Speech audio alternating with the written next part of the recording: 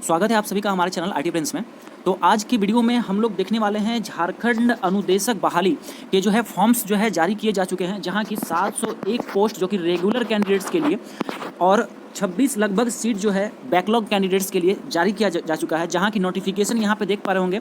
मैंने ये all India group बनाया हुआ है जो कि CITS और CTS इन सभी चीज़ों के लिए जो मैं बनाया हूं, CTI के लिए। तो यहाँ पे आप इस ग्रुप में ये पूरा एडवर्टीजमेंट यहाँ से ले सकिएगा और इस ग्रुप में जुड़ भी जाइएगा। यहाँ पे बहुत सारे जो भी आप लोग के आगे की जो भी बातें होंगी सभी हम लोग इसी में करेंगे और सभी तरह की चीज़ें यहाँ पे आपको प्रोवाइड करी जाएगी। तो यहाँ पे देख लेते हैं हम लोग जो एडवर्टीजमेंट देख लेते हैं क्या क्या यहाँ पे जरूरी बातों का ख्याल रखना है और फॉर्म्स के भरने के लास्ट डेट वगैरह सब क्या है।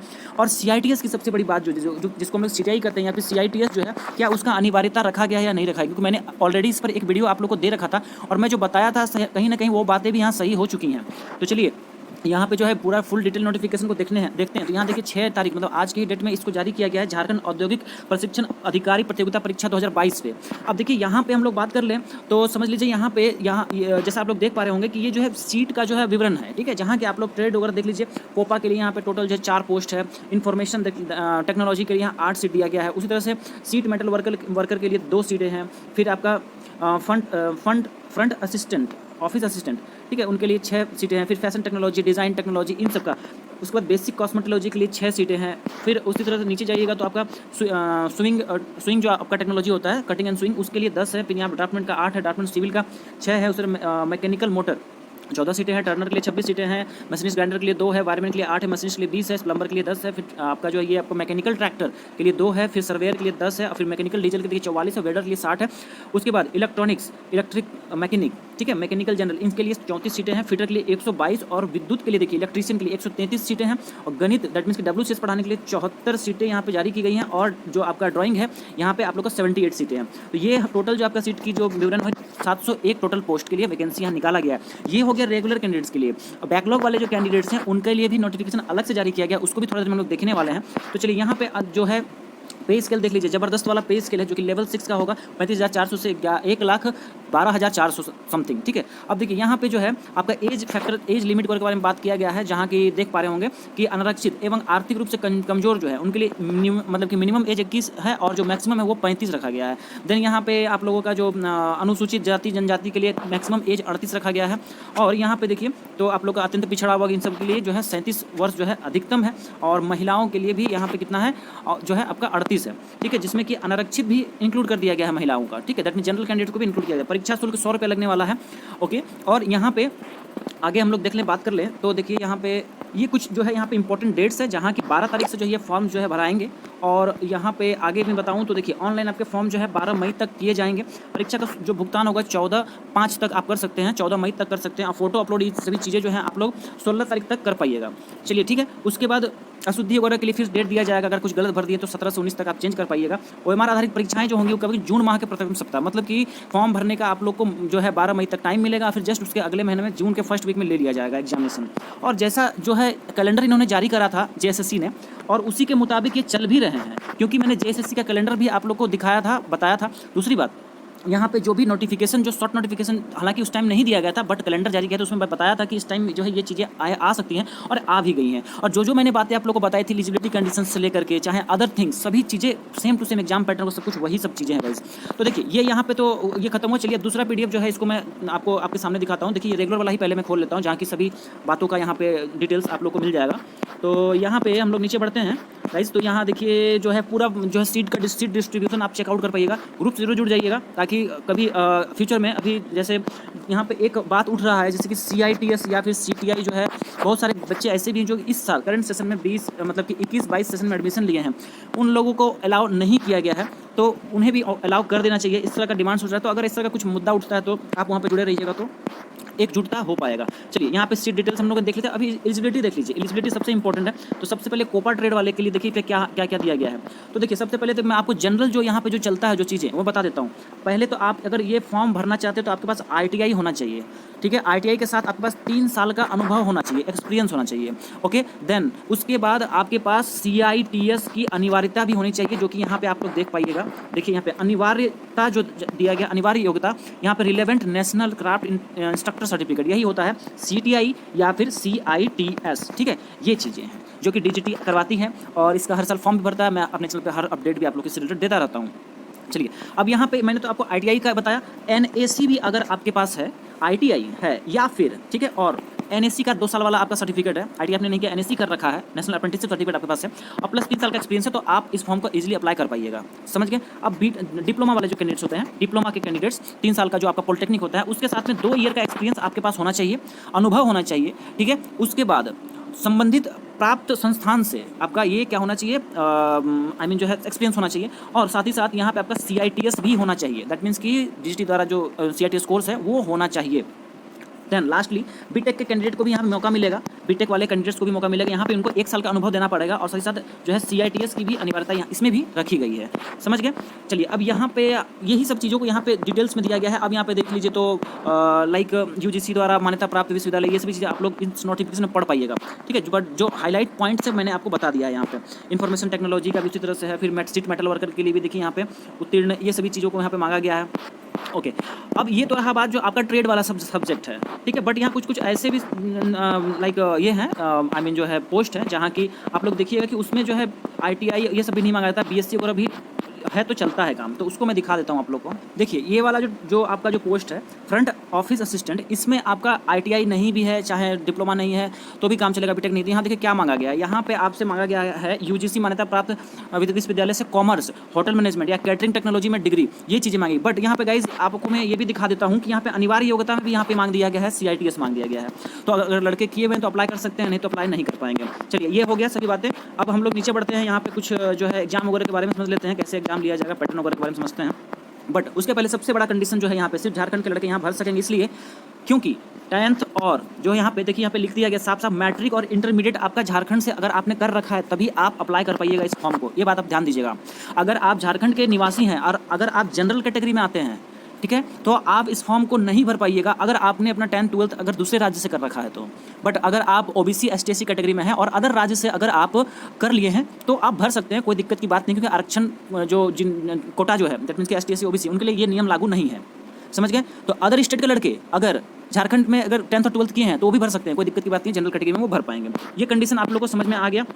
चलिए, अब यहाँ पे जो है कुछ और बातों को हम लोग देख लेते हैं।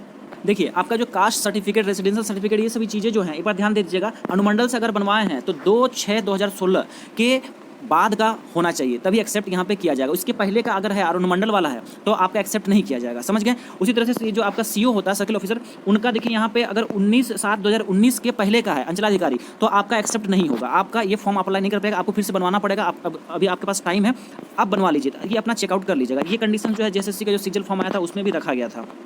देखिए, फॉर्म कैसे अप्लाई करेंगे, तो आप लोगों को जो है ये साइट पे जाना होगा jssc.nic.in पे, और ये जो फॉर्म जो है अभी नहीं, 12 अप्रैल से जो है ये फॉर्म भराना चालू हो जाएगा। मैं आप लोग को फॉर्म भर के भी दिखाऊंगा, वीडियो कैसे, पूरा वीडियो में प्रोसेस बता दूंगा। आप लोग चैनल सब्सक्राइब कर लीजिएगा यहाँ पे सारी अपडेट्स पाने के लिए, ठीक है। तो यहाँ पे देख लीजिएगा, ये जो है JIIOCE 2022 इस नाम से आपका एप्लीकेशन रहने वाला है। देखिए, यहाँ पे जो है परीक्षा का स्वरूप जो है OMR बेस्ड आपका एग्जामिनेशन होने वाला रहेगा यहाँ पे, ठीक है, और नॉर्मलाइजेशन किया जाएगा। अगर अभ्यर्थी जो है ज़्यादा अगर लाते हैं तो उस केस में, मतलब ज़्यादा अभ्यर्थी रहते हैं तो उस केस में नॉर्मलाइजेशन ये भी यहाँ किया जाएगा, ठीक है। दूसरी बात, यहाँ पे देखिए 1 चरण में परीक्षा ली जाएगा, ठीक है। परीक्षा जो है 1 चरण मुख्य परीक्षा ली जाएगी। अब यहाँ पे बात कर लें तो नियुक्ति के लिए विषय एवं पाठ्यक्रम देखिए यहाँ पे समझ लीजिए। तो लिखित परीक्षा जो लिया जाएगा, इसमें देखिए 3 पत्र होंगे, समझ गए, 3 पत्र होगा। लिखित परीक्षा के सभी जो प्रश्न है वो क्या होंगे, MCQ बेस्ड रहने वाले हैं, हिंदी इंग्लिश दोनों में क्वेश्चन रहेगा। और जो है प्रत्येक जो पत्र होंगे, तीनों पेपर आपका 2-2 घंटे का रहने वाला है, और प्रत्येक के प्रश्न 3 अंकों के होने वाले हैं, ठीक है। सही उत्तर के लिए 3 अंक दिया जाएगा, और अगर गलत देते हैं तो 1 नंबर काट लिया जाएगा। पत्र 1 जो, हालांकि गाइज ये वीडियो मैंने ऑलरेडी आपको 1 महीना पहले बता दिया था, सारा कुछ बताया था, पैटर्न वैटर्न सब कुछ पहले बता दिया था, सेम टू सेम वही चीज़ें दी गई यहाँ पे।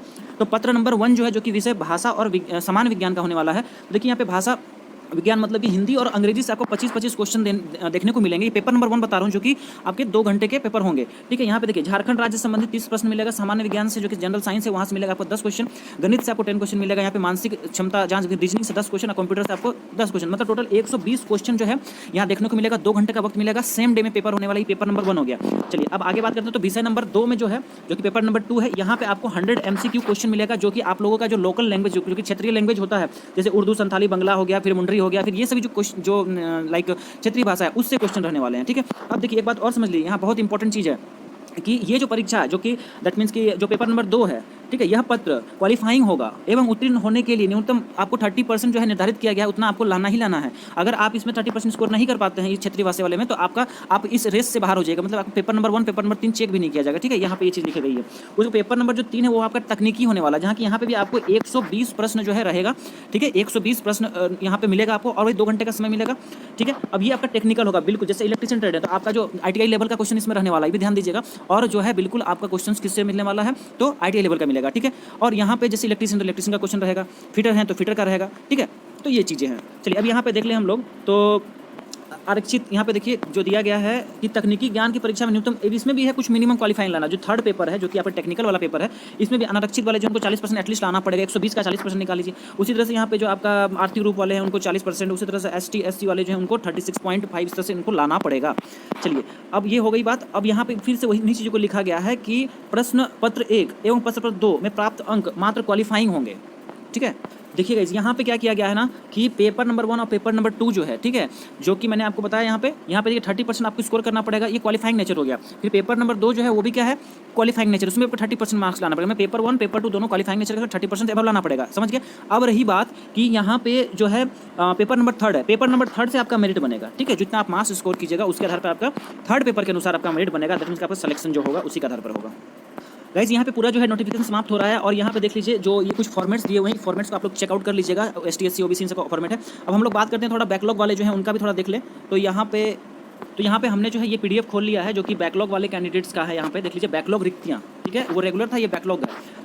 यहाँ पे भी JIIOCE 2022 के नाम से नोटिफिकेशन आया हुआ है, जो कि 100 रुपये आपको परीक्षा शुल्क लगेगा इसमें भी, और यहाँ पे 50 रुपीज़ लगेंगे। अन्य जैसे कि ST SC वालों को 50 रुपीज़ ओनली लगेगा, और इनका भी जो है ऑनलाइन आवेदन होने वाला है। और यहाँ देखिए रिक्तियाँ के बारे में बात करें तो कोपा से देखिए ओनली उनके लिए 2 सीटें हैं, फिर इन्फॉर्मेशन टेक्नोलॉजी से 2 सीटें हैं, फिर उसी तरह से स्विमिंग टेक्नोलॉजी से 1 सीटें हैं। और इस यहाँ पे पूरा ब्यौरा आप लोग देख पाइएगा। मशीनिस्ट ग्राइंडर से 2 हो गया, रेफ्रिजरेशन हो गया, यहाँ 1 हो गया, फिर मैकेनिकल ट्रैक्टर से 1 हो गया, फिर सर्वेयर से 1 हो गया, फिर मैकेनिकल डीजल जो है वहाँ से 4 हो गया। और इस तरह से नीचे में बात करूँ तो इलेक्ट्रिशियन फिटर का देखिए तो यहाँ पे मात्र 1 है, वायरमैन के लिए 1 है, टर्नर के लिए मात्र 1 है। ठीक है, टोटल कितनी रिक्तियाँ हैं, तो यहाँ पे 26 यहाँ पे टोटल रिक्तियाँ हैं। अब यहाँ पे भी जो इनका क्वालिफिकेशन जो है कुछ इसी तरह का यहाँ पे भी है, और इनमें भी जो योग्यता जो है रखा गया है, तो वही आपका जो CITS वो भी रखा गया है। यहाँ पे भी इनका पेमेंट वगैरह सब देख पाइएगा यहाँ पे।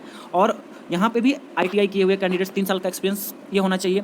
NSC वाले को भी 3 साल का एक्सपीरियंस होना चाहिए, प्लस जो है ये आपका CITS होना चाहिए। ये सभी चीज़ें यहाँ पे भी लागू की गई हैं। 3 साल का डिप्लोमा वाले को भी 2 साल का अनुभव होना चाहिए, साथ में CITS होना चाहिए, और डिग्री वाले को भी एक साल का एक्सपीरियंस होना चाहिए, BTech वाले को। और यहाँ पे इस तरह से ये पूरा नोटिफिकेशन यहाँ पे आप बढ़कर के उसको आप पढ़ सकते हैं। दूसरी बात कि यहाँ पे भी 10th वगैरह सब सारा कंडीशंस वही रखा गया गाइस। तो यहाँ पे इन चीज़ों को आप लोग जो टेलीग्राम ग्रुप से जरूर जुड़ जाइएगा। ऑल इंडिया आपका CITS ग्रुप है, जो कि हर NSTI के लड़के वहाँ जुड़े हुए हैं, और जो है ITOTs के भी लड़के वहाँ जुड़े हुए हैं। तो वहाँ से आप लोग जुड़ जाइएगा और अपने दोस्तों तक भी वीडियो को शेयर कीजिएगा। और यहाँ पे गाइज आप लोगों के लिए एक बात ये मैं कहना चाहूँगा कि जिनका भी CITS है, ठीक है, जिनका भी CITS है उनके लिए तो बहुत अच्छी बात है, वो फॉर्म अप्लाई कर देंगे। बट कुछ बच्चे ऐसे भी रह गए हैं जो इस बार अपियरिंग में हैं, जो कि अभी जो है वो फॉर्म मतलब कि अभी वो क्लासेस कर रहे हैं, उनका जो है लगभग जुलाई तक कंप्लीट हो जाएगा। तो उनको भी मौका दिया जाना चाहिए, मेरा जहाँ तक मानना है, क्योंकि CITS का ऑलरेडी जो है लड़के बहुत कम हैं, तो उनको भी मौका मिलना चाहिए। चलिए यहाँ हम लोग अब जो है वीडियो को मैं समाप्त कर रहा हूँ। तो इसी उम्मीद के साथ गाइज की जो है फिर आपसे मुलाकात होगी। चलिए मिलते हैं अगले अपडेट में। अगले इसी में कुछ और भी अपडेट आता है तो मैं आपको जरूर आप तक पहुंचाऊंगा। कुछ मुद्दा होगा तो आप लोग जरूर कमेंट्स में मुझे बताइएगा। अगर ऐसा कुछ होगा तो मैं जरूर मुद्दे को उठाऊंगा। धन्यवाद आप सबका वीडियो में बने रहने के लिए।